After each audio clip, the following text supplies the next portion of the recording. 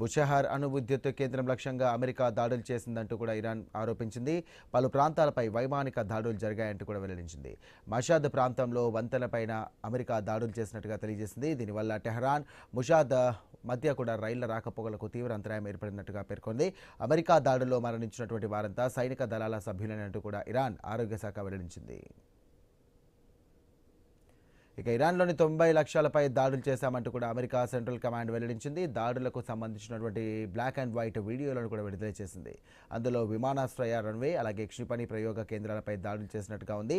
ఇక అక్ తాకే ఖాన్ రైల్వే వంతెనపై అమెరికా పేల్చేసింది. ఇక ఇది తుర్కమెనిస్తాన్, కజకిస్తాన్ ద్వారా ఇరాన్, చైనాలను కలుపుతుంది. ఇరాన్పై అమెరికా ఆంక్షలు విధించినటువంటి సమయంలో రష్యాకు కార్గోను ఈ మార్గం ద్వారానే తరలించారు. ఇక హార్మోజ్లో నౌకలను అడ్డుకుంటున్నటువంటి ఇరాన్కు చెక్ పెట్టడానికి ఈ దాడులు చేశామంటూ కూడా అమెరికా ప్రకటించింది. టర్కీలో నాటో సదస్సు ముగించుకొని తిరిగి వెళ్తూ ఇరాన్పై దాడులకు సంబంధించినటువంటి వీడియోలను అమెరికా అధ్యక్షుడు ట్రంప్ షేర్ చేశారు.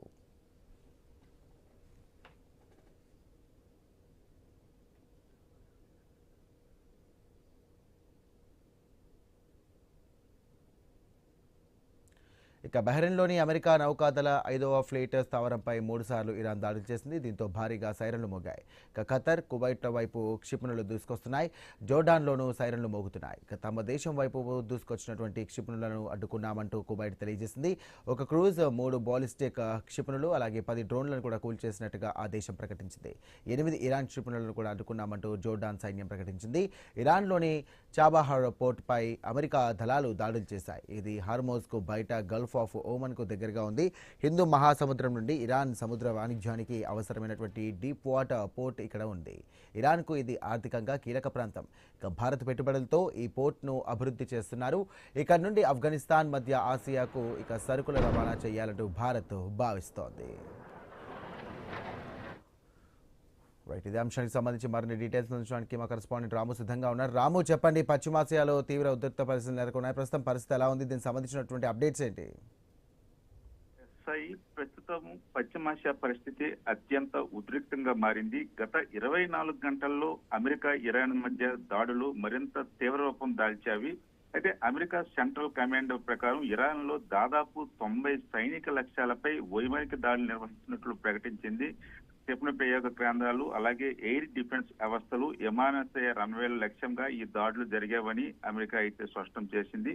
అయితే దీనికి ప్రతిస్పందనగా ఇరాన్, బహ్రెయిన్, కువైట్, ఖతార్, జోర్దాన్లోని అమెరికా సైనిక స్థావరాలపై క్షిపణులు, డ్రోన్లు ప్రయోగించినట్లు కూడా ప్రకటించింది. అయితే బహ్రెయిన్ లో సైరన్లు మోగ కువైట్ తమ వైపు వచ్చిన పలు క్షిపణులు, డ్రోన్లను అడ్డుకున్నామని తెలిపింది. అయితే జోర్దాన్ సైన్యం కూడా 8 క్షిపణులు కూల్చివేసిందని ఇప్పటికే ప్రకటించింది. ఇక మరో కీలక అంశం ఏంటంటే బుషహార్ అణు విద్యుత్ కేంద్రం, ఈ కేంద్రం లక్ష్యంగా అమెరికా అయితే దాడులు జరిగావని ఇరాన్ ఆరోపిస్తుంది. అయితే దక్షిణ ఇరాన్ లో పలు భారీ పేలుళ్లు నమోదయ్యావని కూడా వార్తలు అయితే వస్తున్నవి. అలాగే టెహ్రాన్, ముసాద్ రైల్వే మార్గంలో అంతరాయం ఏర్పడినట్లు కూడా ఇరాన్ తెలిపింది. కొన్ని వంతెనలు దెబ్బతినడంతో రైలు రాకపోకలపై కూడా తీవ్ర ప్రభావం ఉందని మాత్రం చెప్తుంది. అయితే భారత్కు సంబంధించి అత్యంత కీలక అంశం చాబహోర్ పోర్ట్, గల్ఫ్ ఆఫ్ ఒమన్ దగ్గరగా ఉన్న ఈ డీప్ వాటర్ పోర్ట్ పై కూడా అమెరికా దాడులు జరిగినట్లయితే వార్తలు వస్తున్నాయి. అయితే ఈ పోర్టు అభివృద్ధిలో భారత్ పెట్టుబడులు పెట్టినందున న్యూఢిల్లీలో పరిస్థితిని అత్యంత నిశ్చితంగా గమనిస్తుంది. అయితే ఆఫ్ఘనిస్తాన్ మధ్య ఆసియాలో వాణిజ్యాన్ని ఇది కీలక మార్గంగా భారత్ అయితే భావిస్తుంది. అయితే మొత్తంగా చూస్తే హార్మోజ్ జలసంధి భద్రత, చమురు రవాణా, గల్ఫ్ దేశాల రక్షణ ఇప్పుడు ప్రధాన ఆందోళనగా మారిందనుకోవచ్చు. అయితే ఇరాన్ మరిన్ని ప్రతిదాడులు చేస్తామని హెచ్చరించడంతో అమెరికా కూడా చర్యలు కొనసాగిస్తున్నామని సంకేతాలు ఇస్తుంది. అయితే దీంతో పశ్చిమాసియాలో పరిస్థితి అయితే గంట గంటకి మారుతున్న పరిస్థితి ఉంది. అయితే ముఖ్యంగా ఏదైతే ఈ దాడులు, ఈ ప్రతి దాడుల నేపథ్యంలో చమురు ధరలపై ప్రభావం, అలాగే హార్మోజ్ జలసంధి ఉద్రిక్తతతో అంతర్జాతీయ మార్కెట్ మాత్రం అప్రమత్తమైందని చెప్పుకోవచ్చు. గల్ఫ్ దేశాల్లో కూడా హై అలర్ట్. ఏదైతే బహ్రెయిన్, కువైట్, ఖతార్ లో భద్రతా హెచ్చరికలు అయితే జారీ చేస్తున్న పరిస్థితి కనిపిస్తుంది. దౌత్య ప్రయత్నాలు కొనసాగుతున్న అనిశ్చిత, ఏదైతే కొన్ని మధ్యవర్తి చర్చలు జరిగినప్పుడు కూడా కాల్పులు విరమణ భవిష్యత్తుపై మాత్రం ఇంకా స్పష్టత అయితే కనిపించట్లేదు. ఏదైనా సరే హార్మోజ్ నుంచి చాబహార్ వరకు పరిస్థితి వేగంగా మారుతుంది. భారత్ సహా ప్రపంచ దేశాల దృష్టి ఇప్పుడు గల్ఫ్ పైన ఉందనుకోవచ్చు. ఇప్పుడు ఏదైతే మనం చూసుకుంటే ఈ యొక్క అమెరికా సెంట్రల్ కమాండ్ ఇరాన్ లో దాదాపు 90 సైనిక లక్ష్యాలపై వైమానిక దాడులు నిర్వహించడం కూడా ఒక ఆందోళనకర విషయంగా చెప్పుకోవచ్చు. ఎందుకంటే ఎయిర్ డిఫెన్స్ వ్యవస్థపై, సైనిక స్థావరాలపై, ఏదైతే డొమెస్టిక్ ఫ్లైట్లు రన్వేలపై కూడా లక్ష్యంగా ఈ అమెరికా రాము, ఒక విధంగా చూస్తున్నట్టయితే ఇరాన్ పై దాడులు చేస్తున్నాయి. ఇప్పుడు దీనికి సంబంధించి ఇటు బహ్రెయిన్ కానీ, కువైట్ కానీ, దుబాయ్ దేశాల్లో కూడా ప్రస్తుతం అక్కడ ఉన్నటువంటి పరిస్థితి చూస్తే కనుక అక్కడ ఉన్నటువంటి వాసులు ఎవరైతే ఉన్నారో, స్థానికులు కానివ్వండి, ప్రవాస భారతీయులు కానివ్వండి, వారి పరిస్థితి ఏ విధంగా ఉండే అవకాశం ఉంది? ప్రస్తుతం వారు బంకర్లో స్టే చేసే అవకాశం ఉందా? ప్రభుత్వం, అక్కడ ఉన్నటువంటి ప్రభుత్వం ఎలాంటి చర్యలు ఉపక్రమించింది అనుకోవచ్చు?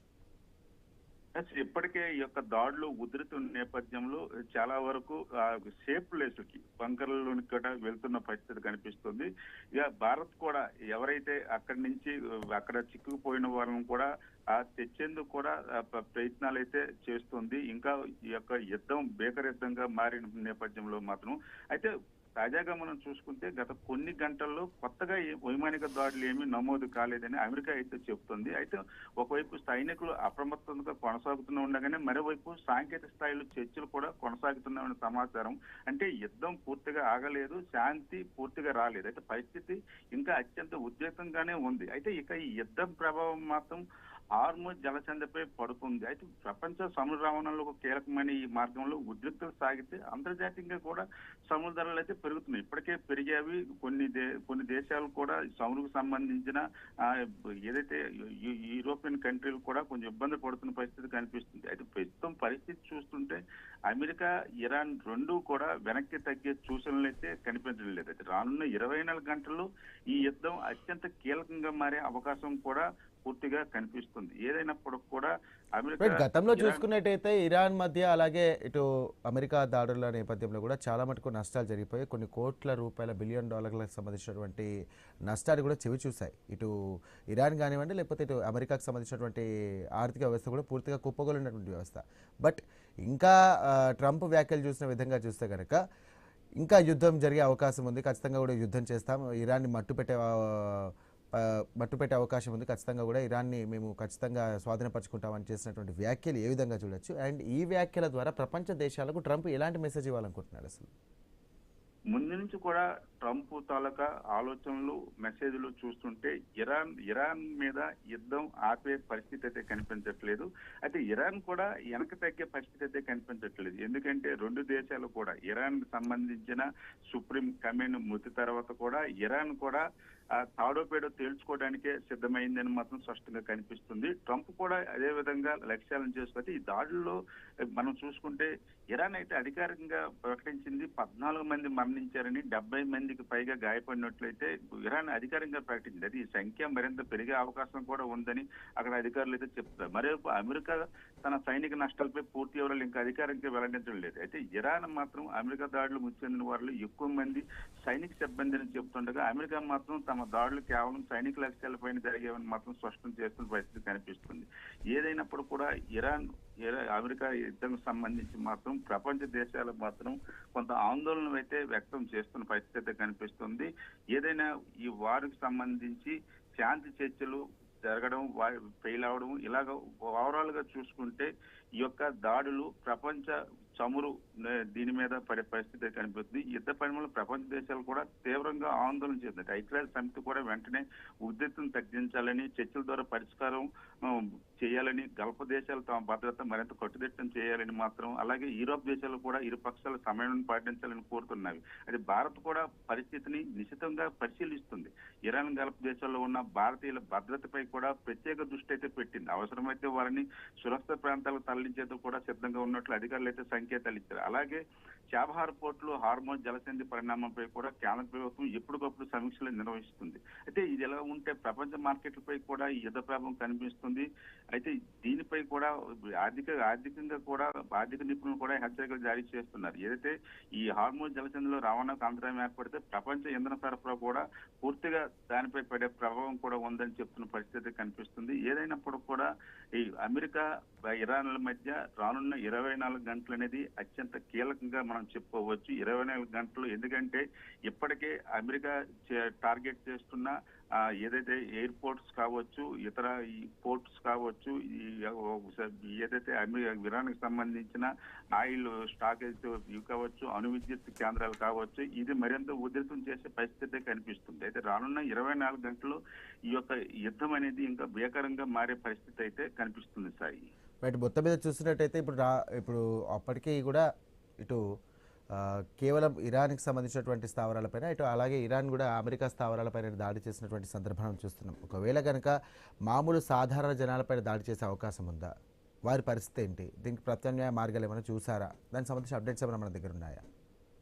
అంటే ప్రస్తుతం అయితే మేము సాధారణమైన జనాలపై మాత్రం టార్గెట్ చేయట్లేదని అమెరికా చెప్తుంది. అయితే ఈ టార్గెట్ చేసేటప్పుడు దాన్ని సామాన్యమైన ఈ పెద్ద ప్రభావం అనేది సామాన్య ప్రజలపై కూడా తీవ్రంగా కనిపిస్తున్న పరిస్థితి. ముఖ్యంగా దక్షిణ మధ్య ఇరాన్లో అనేక కుటుంబాలు సురక్షిత ప్రాంతాలకు తరలిపోతున్నాయి. పలు నగరాలు అయితే భయాందోళనగా నెలకొన్నాయి. కొన్ని ప్రాంతాలు అయితే రవాణా, కమ్యూనికేషన్ సేవలు కూడా అంతరాయం గురయ్యేవి. అంటే పాఠశాలలు, వ్యాపార సంస్థలు కూడా పూర్తిగా మూసివేసిన పరిస్థితి అయితే కనిపిస్తుంది. అంటే ఒక రకంగా చూస్తే సామాన్యులపై దాడి చేసినట్టు. ఎందుకంటే పూర్తిగా రవాణా వ్యవస్థ, కమ్యూనికేషన్ పూర్తిగా అంతరాయం ఏర్పడింది. పాఠశాలలు, వ్యాపార సంస్థలు కూడా మూతపడేవంటే ఈ ప్రభావం స్పష్టంగా సామాన్యులపై మాత్రమే పడుతుంది. ఎందుకంటే సామాన్యులు టార్గెట్ చేయనప్పుడు కూడా సామాన్యులు నివసించడానికి అనువైన వాతావరణం లేనప్పుడు అది ఆ ప్రభావం అనేది స్పష్టంగా సామాన్యులపై అయితే పడుతుంది. ఈ యుద్ధ ప్రభావం వల్ల ముఖ్యంగా సామాన్యులపై మాత్రం తీవ్ర ప్రభావం అయితే కనిపిస్తుంది సాయి. థ్యాంక్ యూ రాము. ఇప్పుడు బులెటిన్లో షార్ట్ బ్రేక్ తీసుకుందాం.